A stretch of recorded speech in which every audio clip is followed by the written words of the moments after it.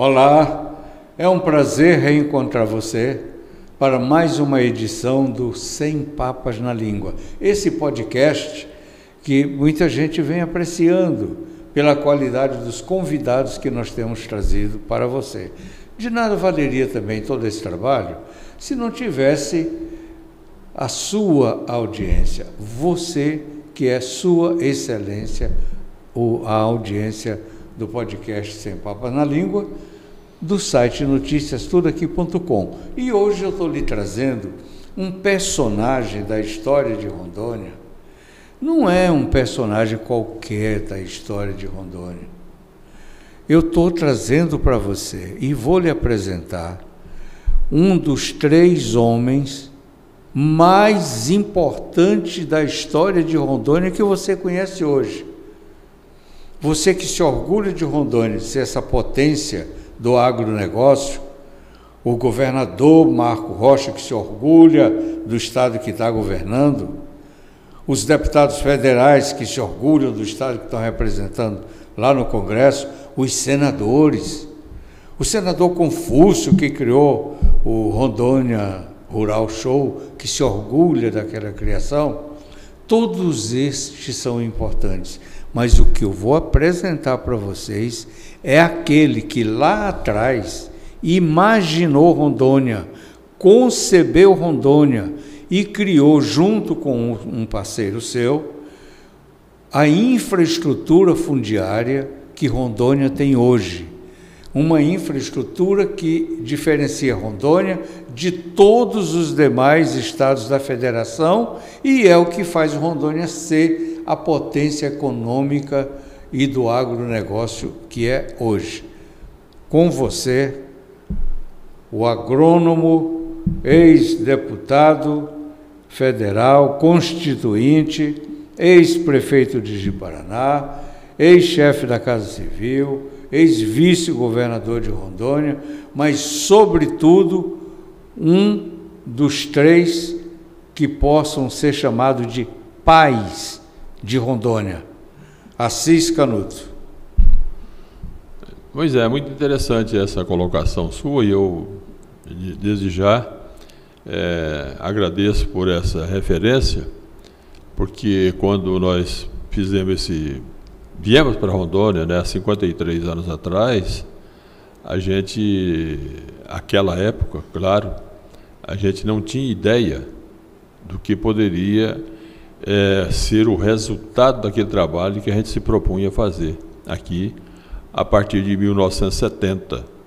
Então, hoje, realmente, Rondônia, você falou muito bem, que Rondônia tem o seu desenho fundiário, as linhas de Rondônia, as glebas de Rondônia, os projetos de Rondônia, é que deu esse tecido para a formação do Estado, formação dos municípios e, consequentemente, do Estado, porque naquela época, até 1977, Rondônia tinha apenas 2 municípios, o município de Porto Velho e o município de Guajará-Mirim, que eram os 2 únicos. O município de Guajará-Mirim, na região do Vale do Guaporé até o divisor da Serra dos Pacás Novos, e o município de Porto Velho, no Vale do Rio Ji-Paraná, a partir da Serra dos Pacás Novos, até na divisa do Mato Grosso e do Amazonas. Então, é muito grande, uma área de 23 mil quilômetros quadrados, 23 milhões de hectares, ou seja, 223 mil quilômetros quadrados, ocupada apenas por 2 municípios. Isso dá uma ideia que não havia população, não havia densidade populacional na Rondônia daquela época. Assis Canuto, é uma honra muito grande recebê-lo no Sem Papas na Língua, mas eu aproveito para pedir e ver se você concorda com a visão deste repórter de que o outro pai de Rondônia foi o capitão Silvio de Farias. Sem dúvida. Você, desde que você começou a adjetivar os pais de Rondônia e me incluiu, eu modestamente aceito e agradeço também por isso, mas o trabalho fundamental, assim, precursor realmente foi o trabalho executado pelo capitão Silvio. Porque eu vou explicar, eu fiz a parte da colonização, eu conduzi a ocupação, mas o capitão Silvio preparou o palco para essa ocupação. Ele depois, ajudado pelo doutor Armilando, pelo doutor Leônidas, depois do doutor Amadeu, isso já numa fase um pouco depois, eles prepararam o palco para que nós pudéssemos fazer a colonização. E o que é colonização? Colonização é ocupar. Para ocupar você tinha que ter terra, né? Para ocupar eu tinha que ter terra disponível. A terra existia, mas ela precisava estar disponível como instrumento para mim colocar as pessoas que chegaram aqui. E aí é que entra o capitão Silvio de Farias. Exatamente, que ele fez esse trabalho precursor de preparar as áreas, me entregar as áreas para mim fazer a implantação dos projetos. Só para o leitor, o nosso telespectador compreender melhor, as terras estavam aí, mas elas não eram terras de ninguém. Elas tinham dono, não era? Sem dúvida. Eu até gosto de fazer Não tinha gente suficiente, das terras, mas tinha dono. Eu até gosto de fazer uma comparação e que é válida até hoje. Se você pegar aqui um helicóptero em Porto Velho e rumar no rumo de Tabatinga, no Amazonas, lá na divisa da Colômbia, você vai sobrevoar muita floresta. Se você baixar um cidadão ali com uma corda e uma motosserra e ele começar a trabalhar ali, em qualquer lugar aí, com 2, 3 dias aparece um cidadão lá dizendo, opa, aí é meu, essa terra é minha. Essa ideia de terra sem dono, ela não existe. Agora, existe terra sem documento. E como existiu aqui, ainda existe muito no Amazonas, no Acre, uma terra sem documento. E foi exatamente nessas terras sem documento que entrou o trabalho do INCRA através da discriminação de terras públicas para saber o que tinha documento e o que não tinha documento. As terras documentadas, todas elas foram respeitadas, todas elas. Inclusive as não documentadas, aqueles que detinham essas posses mansa e pacífica, como eram os seringalistas, eles também receberam uma parte substancial dessas terras e foram documentados também. Então isso é muito importante a gente saber a diferença de terra vazia e de terra sem dono, né? Claro. As terras eram vazias porque a população era de seringueiros. Seringueiros era uma população muito rarefeita, né? Eles viviam um seringueiro, uma colocação de seringa, como eles falavam à época, era uma área de mais 300 a 400, 500 hectares, tinha uma família.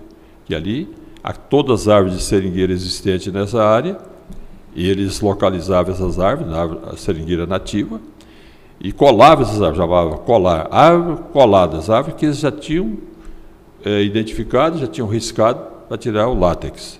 Então, o seringueiro ocupava aí, ele cuidava de árvores de seringa e de castanha numa área de 300 a 500 hectares. Então, era muito rarefeita a ocupação. Então, a terra era vazia, mas ela tinha um dono. Um dono, entre aspas, mas tinha. E aí é que o capitão Silvio entrou para ele que fazia esse, digamos, enfrentamento com os seringalistas da época. Os seringalistas da época, sem dúvida. Isso, né? Que, claro, não queriam entregar suas terras, mesmo sem documento. Você vê como é que é a situação, rapaz. A gente tem que agradecer muito a índole da maioria desses seringalistas.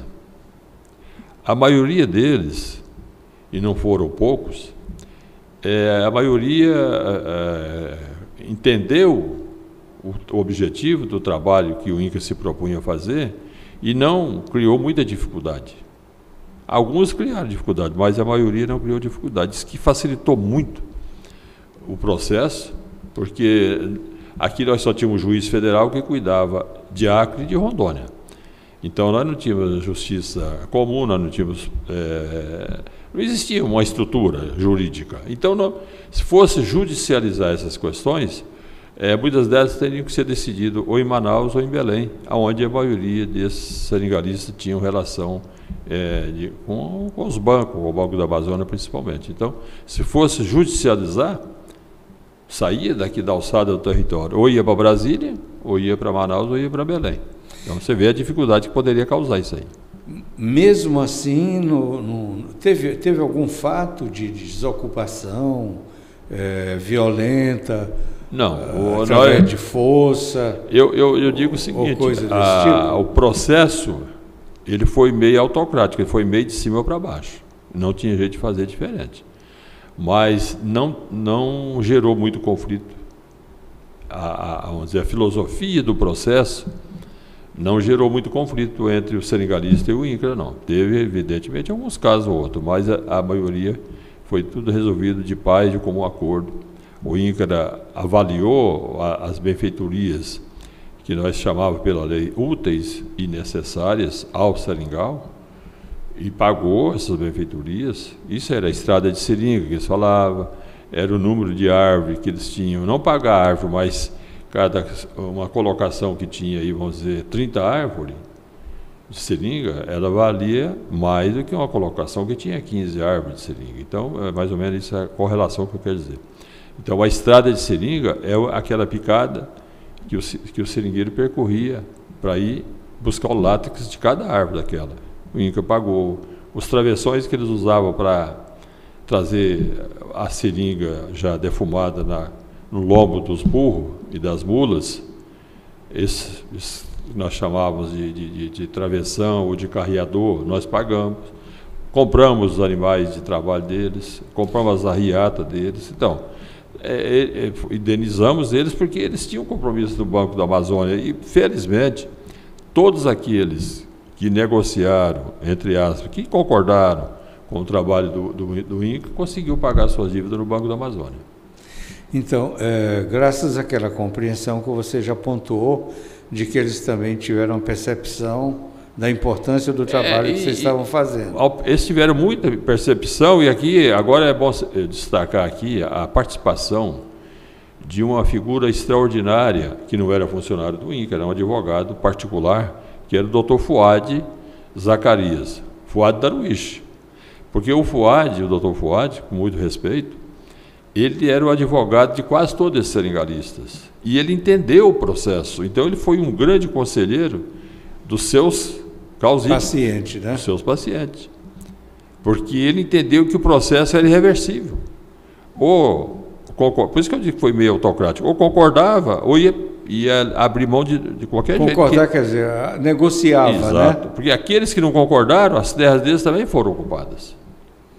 Então, Sim. o Dr. Fuad Darwish, ele tem uma participação muito importante nisso, como elemento que entendeu o processo, um advogado de largo conhecimento jurídico, uma pessoa de uma vivência humana extraordinária, e convenceu os seus causitos lá, os seus pacientes, como você falou, de que precisava fazer o acordo. Ele tinha uma postura pacificadora, né? Pacificador, e entendeu que a coisa ia acontecer de um jeito ou de outro. Então, melhor acontecer na paz, no entendimento, do que na briga, né? Até porque naquela época, nós estamos falando ainda 70. do período do governo militar, né? Do governo militar. Mas, ainda assim, Canuto, você e o capitão Silvio não foram alvo assim de ameaça? Ninguém ficou com raiva assim de você ter que se cuidar e o capitão Silvio ter que se cuidar porque alguém estava ameaçando? Ou não houve nem isso? Eu vou falar por mim e posso falar pelo capitão. O capitão, ele morava numa casa aqui em Porto Velho que as portas ficavam abertas dia e noite. E ele morava sozinho. E eu fiz todo esse processo de colonização de Colorado até Machadinho, andando sozinho nas linhas da BR, nunca andei com segurança. Então, realmente... nunca se sentiu ameaçado? Nunca me senti e nunca fui, efetivamente. Nunca fui. Uma vez teve um fato até folclórico, eu falo folclórico porque depois que passa, muita coisa que era séria vira folclore, né? Mas uma vez eu estava tranquilo lá em Ouro Preto, chegou um oficial de justiça, que eu conhecia, ele aqui de Porto Velho, ele chegou lá com mandado de prisão para mim, expedido pelo juiz Goraeb, e que, porque lá na abertura de uma linha, nós tivemos que abrir uma cerca de um seringalista e para o pessoal entrar naquela linha. E fizemos ali uma porteira. E o seringalista foi lá e trancou a porteira. E eu mandei destrancar a porteira. E ele, como ele tinha um trânsito aqui em Porto Velho, ele me denunciou na Justiça Federal e o juiz Goraeb mandou uma expedição de ordem de prisão para mim, lá em Ouro Preto. E eu disse para ele, muito bem, eu sou funcionário público federal, aqui é um território federal, e eu, para ir preso, eu tenho que ter autorização do meu presidente do INCRA. Eu vou mandar uma mensagem para ele. Se ele achar que eu devo ir, eu vou. Se ele não achar que eu não devo ir, eu não vou. E ele foi lá sozinho, oficial de justiça, ele não ia usar da força, né? Ele foi lá com o mandato, né? Aí ele falou, tudo bem. Aí nós mandamos um rádio no tempo, aquele rádio era esse de bater na teclinha, o SUSB que chama. E dizer, eu contei, estourei. Ainda meio parecido com o código Morse, né? É aquilo mesmo, mais ainda. Aí contei para o presidente do INCRA, que era o José Francisco de Moura Cavalcante, que depois veio ser ministro da Agricultura e governador de Pernambuco, uma pessoa, um advogado extraordinário, uma pessoa muito dinâmica, e ele respondeu nos termos, mantenha a sua oposição, amanhã eu vou mandar o procurador-geral do INCRA conversar com o doutor Goraeb. E mandou, e resolveu o problema entre eles, né? E você não foi preso? Não fui porque... Vamos falar assim agora no português comum, assim, que eu blefei em cima do oficial de justiça, porque naquela época, em 70, como é que o oficial de justiça ia sair daqui com papel, não vou falar um papelzinho, mas um papel no juiz federal que respondia para o Acre e Rondônia para me prender, evidentemente. Mas... ordem judicial não se discute, mas naquela época a gente tinha que ter, porque senão o que ia virar, né? Mas se o presidente do INCRA lá em Brasília tivesse falado para mim, não, pode atender aí o mandato judicial, eu tinha vindo preso com tranquilidade, né? Tinha se entregue. Tinha, claro. Bom, você falando isso, alguém me contou, agora vamos conferir se é verdadeira, a história de uma área de terra existente entre Jaru e Ouro Preto, que o seringalista, o dono daquelas terras, parece que não quis negociar com o capitão, né? Que, como você já disse, oferecia uma vantagem, né? Regularizava o que pudesse e tal, mas parece que esse não quis negócio. Ele não quis. E tem também uma história, acho que com a família dos irmãos Arantes, que tiveram uma conversa meio prolongada. Como é que foi esses dois episódios? Isso aí, desse primeiro caso, eu não vou citar nome, porque para não criar algum melindre ou qualquer coisa, mas eram dois seringalistas, dois irmãos, que não concordaram com a proposta do INCRA de entendimento para liberar as áreas dos seringais a troco de uma regularização de 12 mil hectares de terra. Não concordaram. Mas o pessoal invadiu o seringal deles. Porque nós estávamos trabalhando em Ouro Preto e depois trabalhando em Jaru, e ficava no meio. Invadiu o seringal. Ficaram imprensados entre dois projetos. Exatamente. O pessoal invadiu, prolongou as linhas. O Adolfo Hall, né, que é do Jaru, né? E o Ouro Preto, né? Então o pessoal prolongaram as linhas e invadiram. E aí ficou difícil de acertar a situação dele, no fim. Ele acabou ficando lá com 500 hectares de terra só, depois acabou vendendo, né? Mas ele procurou vocês? Não, porque no começo, não. Depois, no começo vocês procuraram ele. Claro. No começo publicava-se um edital convocando o sedizente seringalista, aquele sedizente dono dos seringais, para apresentar seus papéis, seus documentos, para tratar de assunto de interesse de ambos, do interesse do INCRA e do interesse deles. Não era assim. E eles não concordaram com a proposta do INCRA, mas o seringal foi invadido. E aí o INCRA não teve como regularizar os 12 mil hectares para eles que já estavam invadidos. Aí eles vieram atrás. Aí eles procuraram para ver se tirava um pouco de invasor, que não era. Eu sempre fui contra a invasão de terra e continuo contra a invasão de terra, mas não era papel meu tirar invasor de área que se dizia particular, né? É isso aí. E com relação aos irmãos família Arantes, aos irmãos Arantes, foi a questão do Seringal Nova Vida. O Serengal Nova Vida era de um cidadão extraordinário aqui de Rondônia, o senhor Hermano Pontes Pinto, jornalista, escritor, pensador, filósofo. E ele vendeu... Foi o dono do jornal Guaporé. Isso. E ele vendeu o Serengal para Nova Vida para a família dos Arantes, lá de Uberaba. E eles estiveram aqui no INCRA para tratar do negócio, que eles começaram a fazer lotes de 2.000 hectares e vender a terceiros lá em Uberaba, na região de São Paulo, Minas Gerais, para outros fazendeiros. Criando um processo de colonização privada. Colonização privada paralelo, semelhante ao que foi lá de Espigão do Oeste, que isso merece um capítulo à parte. Mas aí eles esbarraram na posição firme do capitão Silvio. Né? O capitão Silvio disse, não, a área Nova Vida tem 22.000 hectares titulados pelo Rondon, os 22.000 hectares titulados pelo Rondon, nós vamos respeitar. Agora, o excedente de 22.000 para 180.000 hectares, nós vamos colonizar. E é onde hoje está uma boa parte do projeto de assentamento Marechal Dutra, com sede em Ariquemes, e o projeto Burareiro, que você conhece. Burareiro 1 e Burareiro 2. Então, aí realmente foi uma discussão que eu participei dela, uma discussão acirrada, até bastante comprometedora, assim, e no fim o Sr. João Arantes, depois do Sr. João Arantes, até vou fazer esse adendo aqui, ele, no começo, o Sr. João Arantes, ele era um vendedor de terra, e depois ele passou a ser um produtor rural. E como produtor rural, ele foi altamente competente.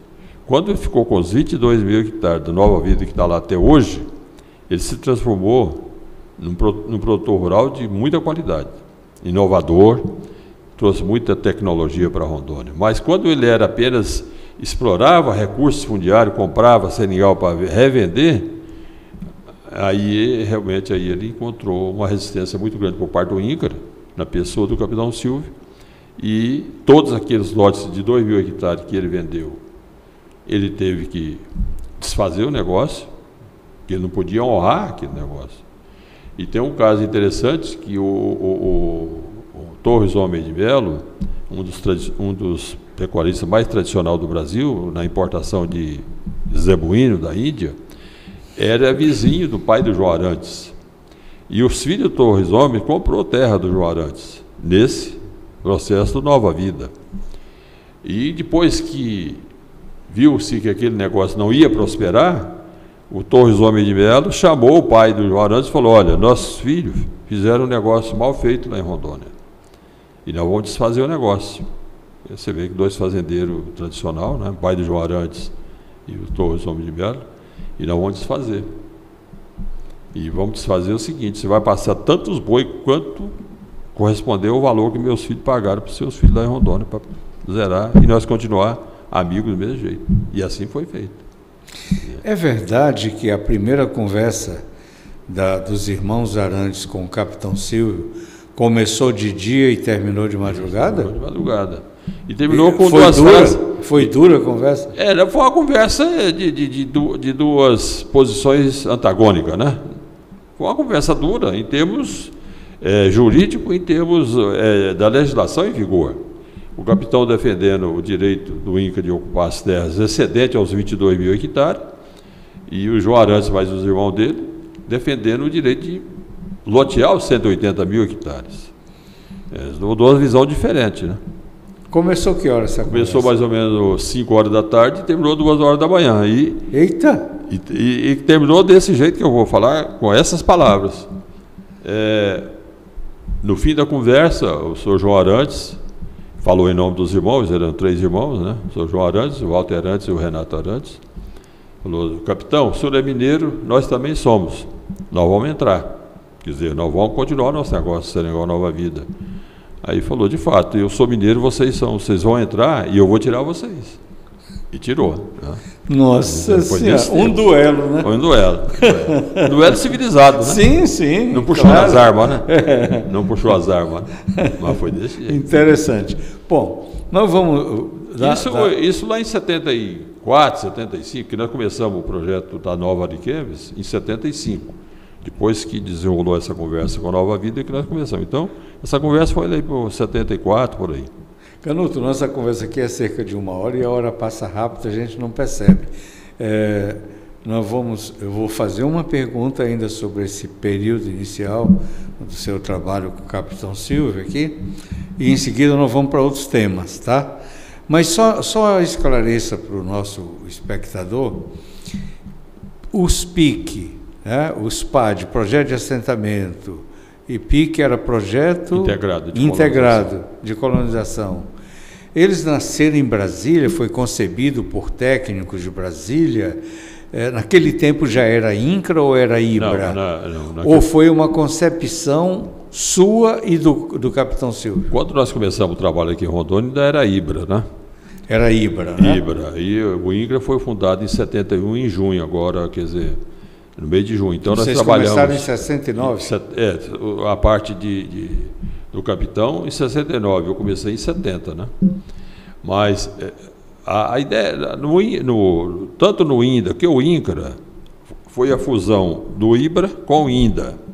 O INDA era um órgão que cuidava de colonização, desenvolvimento agrário, e o IBRA cuidava de reforma agrária, que é uma diferença técnica, né, entre colonização e reforma agrária.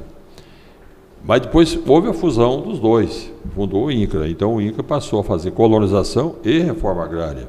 A reforma agrária, eu vou explicar aqui rapidamente, a reforma agrária você faz numa área já ocupada e que você desapropria aquela área e aqueles ocupantes passam a ser dono através de um processo jurídico legal, que é através da desapropriação feita pelo governo.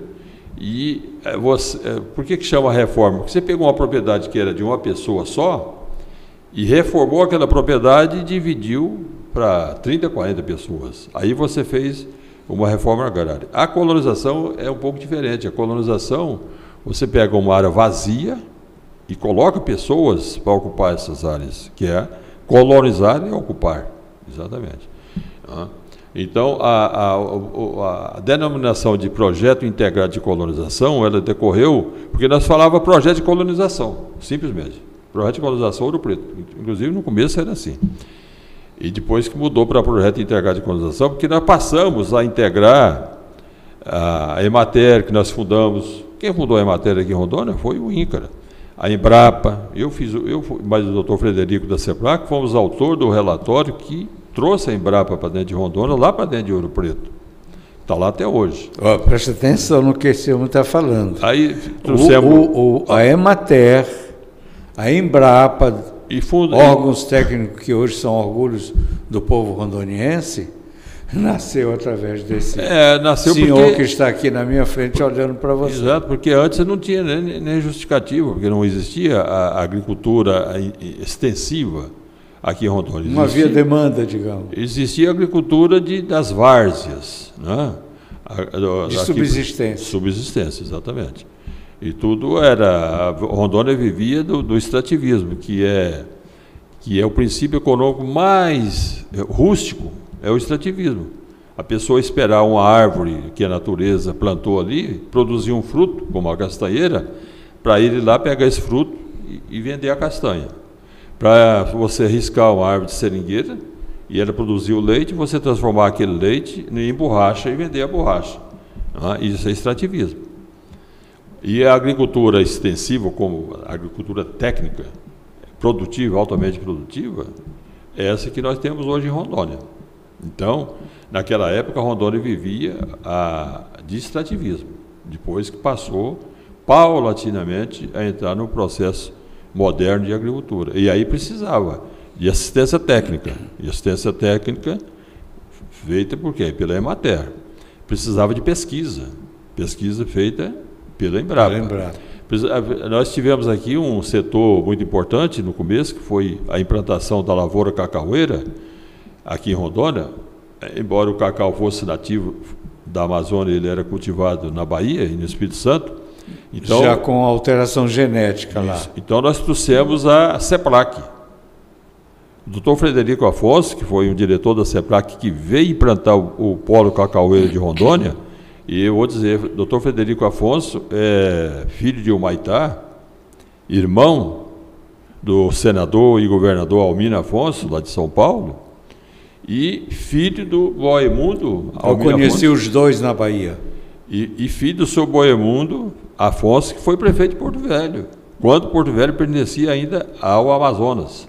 Então, o pai do Frederico foi prefeito aqui de Porto Velho. Bom, esse eu não conheci. Boemundo Alves Afonso. Esse eu não conheci. Então, você pesquisa. É. Não, eu sei. Quando aqui pertencia ainda ao estado do Amazonas, o pai do Frederico foi prefeito aqui de Porto Velho. Mas então, eu quero falar do Frederico, que ele, um técnico da mais alta capacitação da CEPLAC, e trabalhava na Bahia, trabalhava em Itabuna, ele foi designado para implantar o polo cacaueiro de Rondônia e depois do Pará. E um trabalho extraordinário que você conheceu. Né? Então, são órgãos que vieram integrar ao trabalho do INCRA. E aí os projetos deixaram de ser simplesmente de colonização isso, para projeto integrado de colonização. Porque nesse projeto integrado, eu vou te falar para você a diferença agora dos projetos de assentamento dirigido. Porque a pressão por terra foi tão grande aqui no território, nos projetos, que o INCRA perdeu a capacidade de fazer tudo, como fazia no começo. E teve que terceirizar, ajudar a criar esses órgãos que eu me referi, e criou outro tipo de projeto. Isso foi aqui em Rondônia mesmo, isso foi a ideia aqui de Rondônia. O projeto de assentamento dirigido, que foi o projeto Marechal Dutra, de Ariquemes, foi o primeiro, e o projeto Borareiro de Ariquemes também foi o primeiro. Foram os dois primeiros, de assentamento, aonde o trabalho do INCRA não era todo. Então, por isso que era assentamento dirigido. Você dirigia o assentamento e o território que já tinha um pouquinho mais de estrutura, tanto é que a Nova Ariquemes foi projetada aqui pelo carpinteiro, que trabalhava na prefeitura de Porto Velho, não foi pelo INCRA, foi pelo carpinteiro, que projetou a cidade de Nova Ariquemes. Então, passou a envolver outros órgãos. Aí, por isso nós chamamos de projeto de assentamento dirigido, onde o INCRA deixava de fazer determinadas tarefas e ela era feita pelos outros órgãos. Então, esta Rondônia que orgulha hoje ao Brasil e bota a autoestima do rondoniense lá nas alturas, todo foi concebido aqui, por esse homem, pelo capitão Silvio. E eu vou nominar agora a terceira pessoa que, na minha visão de repórter, que está aqui há mais de 40 anos acompanhando, eu reputo como o terceiro pai de Rondônia, que foi o Teixeirão. Embora reconheça o papel do governador Humberto Guedes, que foi o precursor do Estado. Mas quem recebeu a missão para implantar efetivamente foi o Teixeirão, que veio de Manaus, não é isso? Você concorda com isso? Concordo plenamente. Na política de administração pública, é muito desejável que aquele que sucede tocar as obras daquele que foi sucedido. Isso é raro no Brasil. E o coronel Humberto Guedes, quando ele veio para Rondônia, ele veio com a incumbência de preparar o território para ser Estado. Ele não veio com a incumbência de criar o Estado. Ele veio com a incumbência de preparar tecnicamente, e fez um trabalho excelente, ele e o filho dele, na Secretaria de Planejamento. E realmente Rondônia começou a deixar de ser aquele território distante de Brasília, aquele território remoto, que só via falar de vez em quando. Passou a ocupar a preocupação dos dirigentes do Brasil a nível de Brasília. Então, o coronel Guedes cumpriu esse papel e o Teixeira veio com a missão de transformar Rondônia no Estado. Então, ele pegou todo aquele trabalho que o coronel Guedes tinha feito, técnico, e ampliou aquele trabalho e assumiu as diretrizes políticas para transformar Rondônia em Estado. E teve muito sucesso. Então, o Teixeirão é inegável você reconhecer a importância dele na história de Rondônia, a importância dele na história da Amazônia, porque antes ele tinha sido prefeito de Amazônia, foi implantador do Batalhão de Selva em Manaus, quer dizer, um gaúcho que deu a vida praticamente pela Amazônia, né? Como oficial do Exército que ele era, muito, muito dedicado. E aqui em Rondônia a gente falar do Teixeirão é ocioso, mas não, a gente tem que falar. O dia eu estava numa reunião, a gente tem que falar dessas pessoas, porque essa juventude que está vindo agora, a juventude bonita, uma juventude brilhante aqui de Rondônia, que é o resultado da miscigenação de gaúcho, capixaba, mineiro, paulista, nordestino, é uma juventude inteligente, uma juventude bonita, ela precisa conhecer a nossa história. Então, nós temos que falar sim. Sim, e até porque já são essa juventude que estão assumindo os comandos do Estado. Exatamente. Você vê, o presidente da Assembleia é um moço nascido aqui. Exato, então. O anterior a ele, que é o Redano, nascido também aqui. Praticamente, se não nasceu, veio muito jovem para Rondônia, né? Então, é isso aí. Hoje você vê que o presidente do Tribunal de Contas é filho do Cury, nascido aqui. Sim, com certeza, porque o Cury, quando veio para cá, era solteiro, né? E é outra pessoa importantíssima na história de Rondônia, o William Cury. Importantíssimo. O homem que acho que foi ele que concebeu a Codaron, né? O homem é muito importante porque ele consolidou no trabalho do INCRA. Você vê o INCRA, todas essas linhas de Rondônia, eu falo as linhas, são as estradas atuais, mas naquele tempo a gente falava linha e esse nome pegou, continua ainda. Se você pegar um avião aqui em Porto Velho e for até Colorado e você tiver a curiosidade de olhar pela janela, você vai ver de Porto Velho a Colorado o sistema de linhas. Tipo espinha de peixe. Isso. Então, essas linhas, todas elas foram abertas pelo INCRA. A primeira estrada dessas linhas, quem fez foi o INCRA, mas depois veio a Codaroca através daquele programa Polo Amazônia e vamos dizer que consolidou essas estradas. Então, o trabalho do Cury, esse trabalho é muito importante. Vocês também pegaram naquela ocasião alguns prefeitos que foram uns caboclos muito danados, né? Joãozinho lá no Colorado, né? Um Ailton Casales no Ouro Preto, um Salles em Ariquemes, um que é advogado que está hoje por aqui, o Joca, lá em Cacoal. Eu acompanhei de perto o trabalho dessa gente e eram denodados, não é? E infelizmente todos eles eram funcionários do INCRA, ainda bem, né? Agora eu quero dizer o seguinte, ontem eu estava dando uma entrevista no programa do Fábio Camilo, até quero agradecer o Fábio Camilo e todas as pessoas que participaram ali daquele programa, que Rondônia tem um patrimônio técnico e político extraordinário, vivo, pessoas que fizeram, estão vivas aí conosco no dia a dia, vários ex-governadores, vários ex-prefeitos, ex-deputados, isso é muito bom. Só está precisando a Universidade Federal de Rondônia unir com seu departamento de História, acelerar um pouco, porque a vida é finita, né? Eu conheço pouco a UNIR, a estrutura da UNIR, conheço pouco.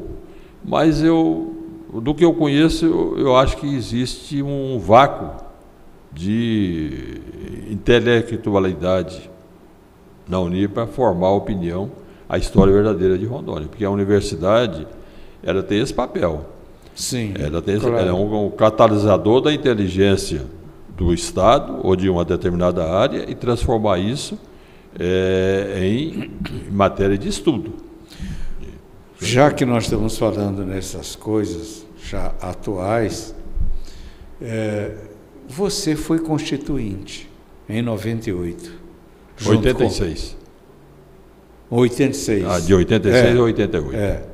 Você, o Guedes, o Salles, lá de Vilhena, o Arnaldo Martins, Raquel Cândido, Rita Furtado, senador Ronaldo Aragão, senador Olavo Pires, senador Daci Soares. Vocês estão vendo o que vocês criaram? Como é que você se sente vendo hoje um Supremo Tribunal com a força que tem, sem ninguém para segurar, sem limite, ministros que não precisam mais ter o notável saber jurídico, não precisam mais ter aquelas prerrogativas que vocês colocaram na lei, mandando mais do que o presidente da República, legislando, pegaram o Ministério Público, botaram no bolso. Você pensou que um dia poderia isso acontecer? Realmente, se um cidadão ativo que vivesse no Brasil e tivesse deixado o Brasil há 4 anos atrás e não tivesse nenhuma notícia do Brasil nesses 4 anos e voltasse ao Brasil de agora, ele ficaria admirado, iria achar que estava em outro país, não naquele que ele deixou. Por exemplo, na Venezuela, em Nicarágua, na Argentina, na Coreia. Realmente, o que está acontecendo no Brasil em termos de conflito entre poderes, mas um conflito de cima para baixo,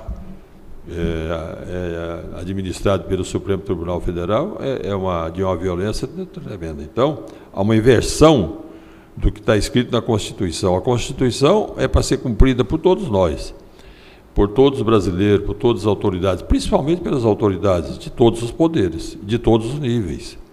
Aquilo ali é a nossa Bíblia, é a regra da sociedade, está ali na Constituição. Agora, quando alguns magistrados, alguns entes políticos entendem que o seu entendimento está acima da Constituição, que ele pode reformar a Constituição sem ter tido nenhum voto popular, aí é um absurdo o que nós estamos vendo no Brasil hoje, esse conflito. E eu acho que o Brasil vai se dar muito mal. Quando eu digo o Brasil, o povo são os brasileiros, né? Claro, são os brasileiros. Os brasileiros estão passando por um momento... Nós tivemos um momento de ansiedade muito grande com relação à pandemia, mas hoje está se apossando do cidadão de bem do Brasil uma ansiedade maior do que aquilo da pandemia, com relação ao que vai ser do Brasil se não houver um freio nessas tentativas ditatoriais do Supremo Tribunal Federal. Porque o Rui Barbosa diz, a pior ditadura, a ditadura da baioneta, a ditadura do fuzil, não é a pior ditadura é do Poder Judiciário. E é o que está acontecendo hoje. Essa é a pior ditadura. Que você não tem que... Porque com uma ordem de um ministro, prender 1.300 pessoas inocentes, e estão presas até hoje, uns sendo condenados até 15 anos, sem processo, sem condição de defesa, sem o advogado tomar conhecimento da filosofia que está sendo usada para condenar essas pessoas. Sem a individualização da pena, sem um apontamento de culpa. Exatamente. Quando nós sabemos que os culpados não são eles. Hoje está provado, e por documentos midiáticos, por gravações, que os culpados não são esses que estão presos. Os culpados não estão presos. Aqueles que quebraram a Câmara dos Deputados, o Senado, o Palácio, aqueles não estão presos. Esses que estão presos, eles estavam lá no quartel, lá perto do quartel. Eles não estavam lá quebrando. Aqueles que quebraram não foram presos. E existe imagem provando, e eles não estão presos. Então, isso aí está criando essa ansiedade no seio da sociedade brasileira, e eu converso com muita gente, está todo mundo ansioso de saber o que o Brasil... Tem gente perdendo sono. Vamos lá. Porque o exemplo tá aí, ansioso e temeroso. Medroso, com medo. Osmar, tem as pessoas que estão nos assistindo. Tem pessoas de bem, pessoas de boa situação financeira com medo de passar fome. Porque isso ocorreu na Venezuela. Isso está ocorrendo na Argentina. Meu filho, que estuda lá em Santa Catarina, ele tem uma professora venezuelana. E ela, conversando com a minha nora, ela falou, olha, eu tenho apartamento na Venezuela, meu pai tem apartamento na Venezuela, meu irmão tem apartamento na Venezuela, nós tínhamos uma vida boa na Venezuela. Largamos tudo lá. Lá, se você anunciar no celular que tem uma geladeira para vender, não aparece ninguém para comprar. O apartamento, muito menos. Então, largou tudo lá. Estão lá em Santa Catarina começando do zero. Isso aqui, quando você vê essas coisas acontecer com o vizinho, você tem que botar a barba de molho. E no Brasil, se não houver um estancamento de tudo isso que está acontecendo, nós seguramente estamos caminhando para uma venezuelização do Brasil. E você vê algum meio de ocorrer esse estancamento, Canuto? Eu tenho esperança, eu não vejo, mas eu tenho esperança que ocorra algum fato. Que ocorra, de que forma e quando? Que tem que ocorrer um fato novo, que quem tiver poder tem que se levantar, porque o povo tem o poder. Fala-se que o poder emana do povo. Mas você pode juntar aí 500 mil pessoas, 1 milhão de pessoas, 2 milhões de pessoas, tem o poder, mas não tem a força para modificar. Tem o poder da pressão, mas não tem a força. Então, para modificar esse sistema, precisa acontecer coisas que a gente talvez nem sabe mas precisa acontecer alguma coisa. Senão, o caminho está desenhado. É a Venezuela próxima. Bom, você já deve estar sabendo, nós vamos ter que, acho que a semana que vem, nos próximos dias, o Fórum de São Paulo. Vão estar aqui o presidente lá de Cuba, Ortega, da Guatemala, Maduro, da Venezuela, e, lógico, o presidente argentino e outros tiranos e sem créditos no mundo, né? Tudo reunido aqui. Esse mesmo Foro de São Paulo, há pouco tempo atrás, o PT, a esquerda, negava a sua existência. Agora, não só confirma a existência, como a participação. Por que mudou? Exatamente. Isso aí é política de camaleão, né? Você fala uma coisa e pensa noutra, né? Você engana o povo e você está pensando outra coisa, mas para o povo você fala uma coisa e depois vai fazer outra. É o que está acontecendo no Brasil. É o que está acontecendo no Brasil. A promessa de campanha de um Brasil mais irmão, de um Brasil mais humano, de um Brasil de maior oferta de emprego, de melhor nível de renda, que foi da campanha, isso acabou. Não se fala mais nisso. Se fala é pegar dinheiro nosso e mandar para a Argentina, pegar dinheiro nosso e mandar para a Venezuela, pegar dinheiro do BNDES. Mas dinheiro do BNDES não é dinheiro do BNDES. A maior parte do dinheiro do BNDES é do trabalhador. Porque cada trabalhador que tem o seu fundo de garantia, 8% do fundo de garantia de cada trabalhador é do governo. E é o dinheiro que o BNDES vai mandar para a Argentina, vai mandar para a Venezuela, vai mandar, como mandou das outras vezes.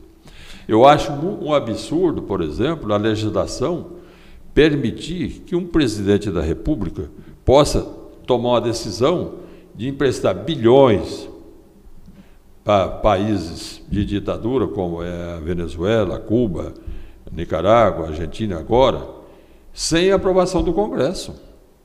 Sem aprovação do Congresso, porque não é possível que eu possa, então, como presidente da República, chamar o presidente do BNDES e dizer, você manda 6 bilhões de reais para a Argentina. Ué, mas que poder é esse? Não tem esse poder. É um poder despótico, né? Isso é ditadura. Isso é ditadura. Tem que mandar para o Congresso. O Congresso vai aprovar ou não vai aprovar, aí já é problema do Congresso. Porque, eu vou voltar um pouquinho atrás. Aqui, antigamente, quando nós começamos a colonização da Amazônia, não vou falar só de Rondônia, para você dar um título de 2.000 hectares para um estrangeiro, você tinha que ter autorização do Senado. O que é um título de 2.000 hectares na Amazônia em relação a você mandar agora 6 bilhões de reais para a Venezuela, para a Argentina, sabendo que eles não vão pagar? O que é isso? Não tem. Então, realmente, a situação é grave, é grave. Agora, alguma coisa precisa ser feita. E a gente espera que vai ser feita. Agora, de que jeito? Não sei. Canuto, lá na Constituição que vocês fizeram, quem controlaria isso seria o Senado. O Senado. Mas como é que você vê o Senado? Por exemplo, eu vou voltar aqui um pouco na história. O que o Supremo Federal, os ministros do Supremo Federal têm com criação de área indígena? Isso é coisa do Congresso Nacional. Isso é coisa que tem que ser decidido por quem recebeu o voto. Então, eu vou contar aqui a história da Raposa Serra do Sol, a reserva indígena lá de Roraima. Ela tinha, vamos dizer, um tamanho, e depois surgiu a proposta de ampliar ela por 3 ou 5 vezes mais do que o tamanho que ela tinha. O Congresso votou contra a ampliação da reserva Raposa Serra do Sol, o Congresso votou contra. Aí foi para o Supremo. Aí o Supremo empatou. Nessa votação, a presidente do Supremo era a ministra Carmen Lúcia. Então ficou 5-5. 5 para aumentar a reserva e 5 para não aumentar a reserva. Então, o voto dela, que chama voto de Minerva, que eu acho que é uma coisa errada, o voto de uma mulher que nem conhecia Roraima, apesar de ser uma mulher ilustre, de saber jurídico, mas nunca teve o pé no chão, criar uma reserva daquela, ampliar uma reserva daquele. Eu conheço aquilo ali, Canuto, e colocar tantos brasileiros na rua da amargura, a verdade é essa. Tantos brasileiros na rua da amargura, e os próprios índios que moveram a ação para ampliar a reserva, hoje estão contra, porque eles ficaram sem emprego. Então, mas eu quero dizer que isso aí não é coisa de Supremo, isso é coisa de Congresso, isso é coisa de quem tem voto, vai receber a pressão de um lado, do outro. Agora o Supremo age a socapa, o Supremo age, hoje está votando por online, não vai nem lá votar, entendeu? Então, não, isso é um absurdo. Toma decisões colegiadas em 1 minuto. Em 1 minuto, exato. Então não tem mais, não tem mais o pensamento divergente. O devido processo legal, esmiuçar a questão para a sociedade saber o que vai acontecer, se desse jeito ou se é desse jeito. É tudo pré-acordado. Exatamente. Então, isso aí deixa de ser um colégio jurídico, né? Exatamente. Então não pode dar certo um país desse. Não pode, não vai dar, e não está dando. Mas o que fazer para mudar se o Senado se entregou? A solução é o Senado e a Câmara assumir o papel deles e colocar as coisas no lugar. Espera-se que venha fazer isso. Eu, particularmente, espero, mas não acredito. Canuto, mas nós não estamos vendo que a esquerda dominou o Poder Judiciário e está dominando a maioria do Congresso? Nessa política de perseguição, você está comigo, você pode ser o maior ladrão do mundo, você está comigo, você é bem-vindo. Você pode ser o cara mais honesto do mundo, está contra mim, você não tem razão. Então, ficou desse jeito. Então, essas pessoas que ainda têm um pouco de consciência, um pouco de conhecimento, um pouco de humanidade, eles estão lutando, mas eles não vão vencer se não tiver outras medidas aí, que eu não sei as quais seriam. Né? Voltando ainda lá na Constituinte, vocês conferiram ao STF a condição de poder moderador, nunca, que eles hoje dizem que ser? Nunca. Não é que poder. Como é que um poder que não foi eleito... Ou poder reformulador, como estão fazendo? Ele está mais do que moderador, ele está reformulador. Ele está fazendo lei, quer dizer, ele está... Para você mudar uma regra da Constituição, para você mudar qualquer artigo da Constituição, através do Congresso Nacional, você tem que ter uma votação na Câmara, depois uma votação no Senado, depois volta para a Câmara, depois vai para o Senado. Com 2 terços. 2 terços, maioria qualificada. Maioria, não é maioria simples, maioria qualificada. Porque maioria simples, de 11, quem tem 6, é maioria simples de quem ficou com 5. Não é? Mas uma maioria qualificada de 11, quem tem 6 não é maioria qualificada. De 11 o cara para ter maioria qualificada tem que ter 8. Já é diferente. O Congresso legisla com maioria simples, alterando a Constituição. O Congresso para mudar não, o Congresso não, o STF. Com maioria única. Maioria simples. Maioria única, vamos falar essa expressão? Maioria única. Porque uma decisão monocrática muda a Constituição. Porque, por exemplo, a ampliação da Raposa Serra do Sol foi, em última análise, uma decisão monocrática da Carmen Lúcia, porque 5 era a favor, 5 contra e zerou. Então, ela decidiu sozinha. Se não mudar no Senado, no STF, será que muda alguma coisa? Porque nós estamos vendo agora entrar o Zanin. E um dos candidatos aí com possibilidade de assumir a segunda vaga daqui a uns dias, da ministra Rosa Weber, é o cara lá do Maranhão, o Dino. Irmão do ministro. O que você acha? Isso é um absurdo, porque vamos voltar um pouquinho atrás na história. Se o ex-presidente Bolsonaro indicasse um advogado que foi advogado do pai dele, nem dele, em causa de inventário, em causa civil, patifaria. Se ele indicasse, a terra caía, o Brasil caía. Agora o cara indica um advogado que foi advogado dele e advogado que, pelas informações, está comprometido também. Já entra lá comprometido. Que isenção vai ter um ministro desse para julgar? Que isenção vai ter? Ele pode ter um conhecimento jurídico, mas que isenção ele vai ter? Ou é confiável que ele vai ter essa isenção para julgar? Como os outros estão lá, que não tem isenção nenhuma? O Fachin foi colocado. Fachin foi colocado lá.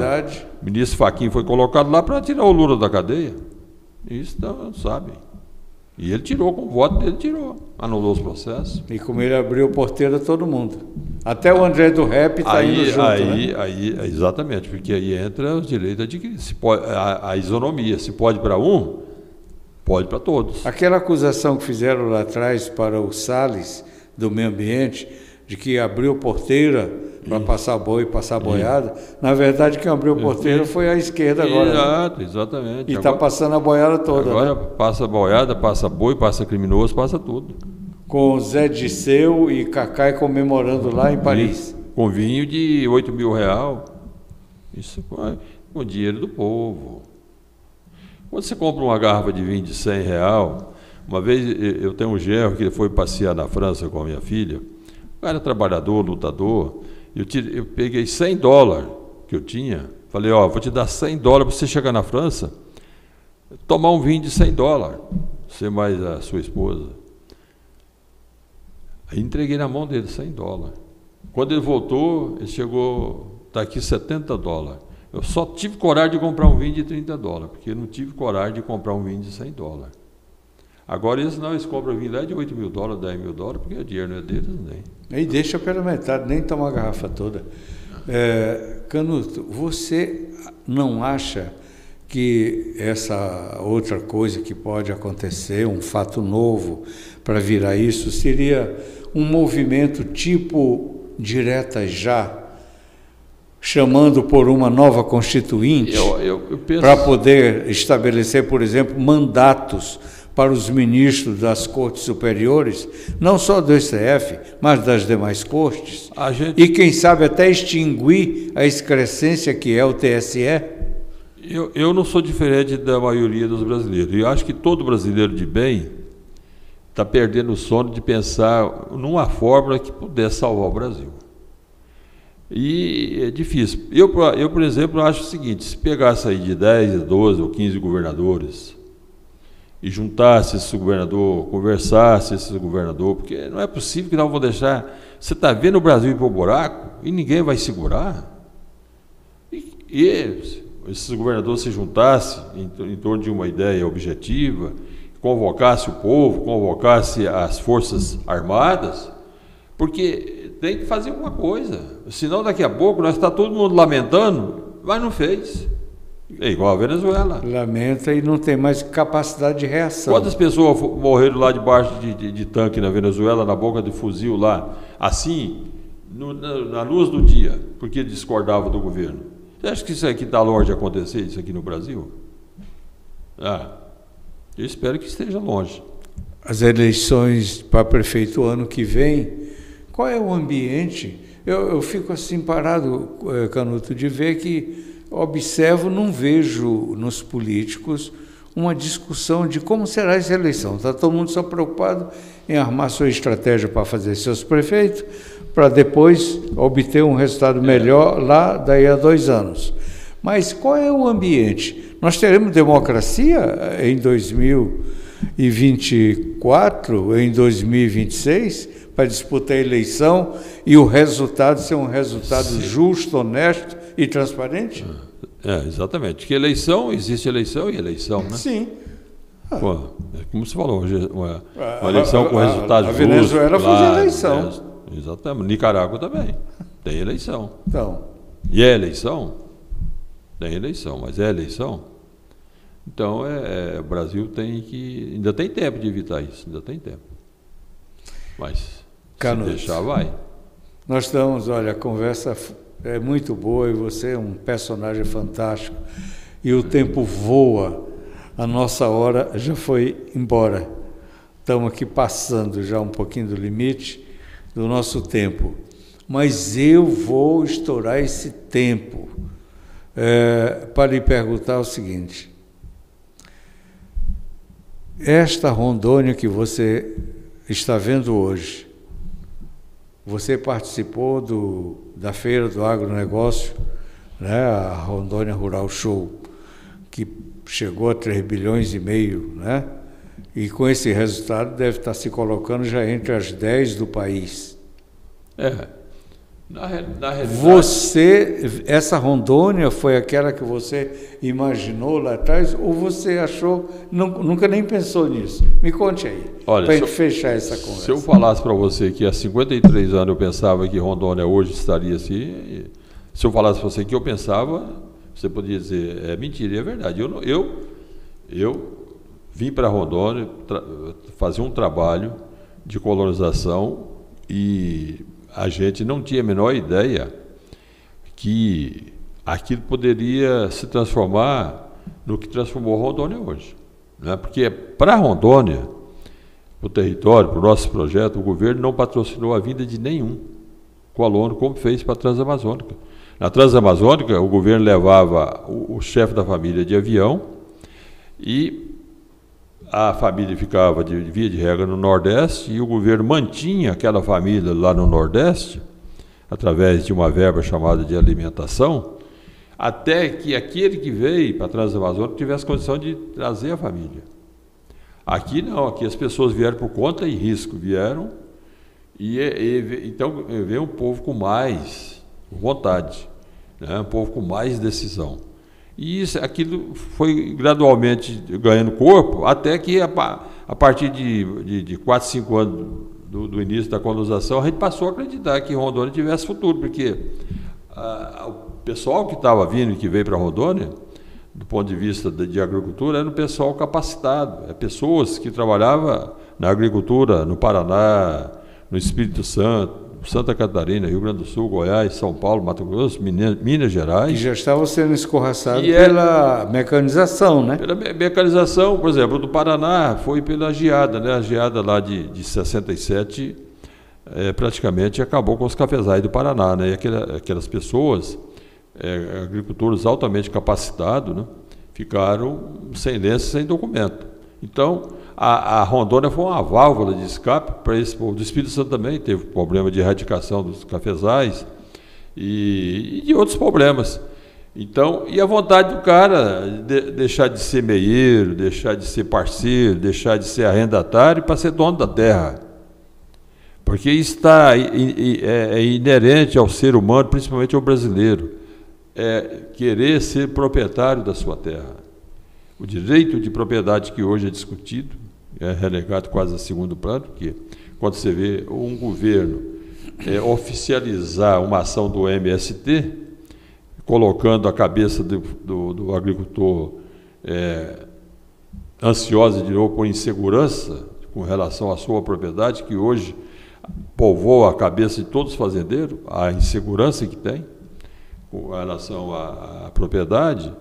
Então, realmente, são coisas que vai amarrando uma na outra e que vai criando isso que nós estamos vendo no Brasil hoje, essa preocupação, esse desânimo. Então, você estava falando da Rondônia Rural Show, na sua 12ª ou 10ª versão, cresceu demais em volume de negócio, em linhas de tecnologia, né? Embora tenha faltado dinheiro oficial para financiamento, como faltou em Ribeirão Preto, faltou em Não Me Toque, no Rio Grande do Sul, faltou na de Rio Verde, em Goiás, faltou na de Rondonópolis, faltou na da Bahia, todas essas... o Brasil hoje tem 10 ou 12 Rondônia Rural Show, vamos falar assim,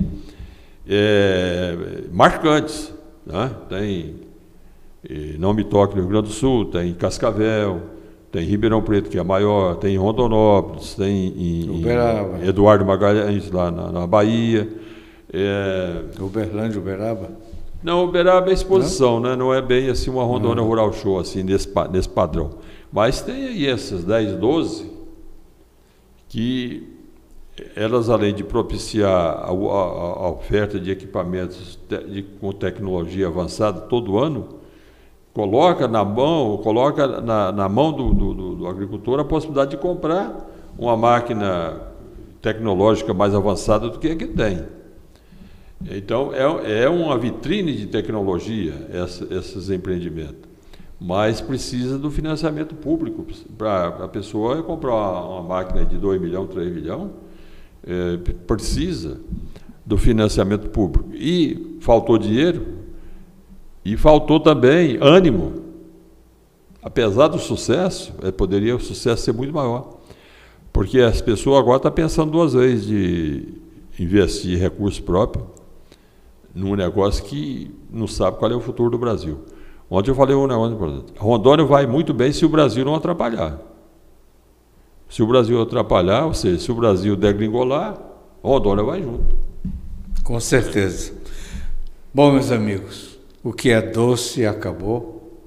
O papo, vou convidá-lo para outras conversas no futuro, para que você possa acompanhar a saga, a história viva de Rondônia, através daquele que pensou, fez e continuou contribuindo até hoje para que Rondônia seja o orgulho de todos os rondonienses e do Brasil.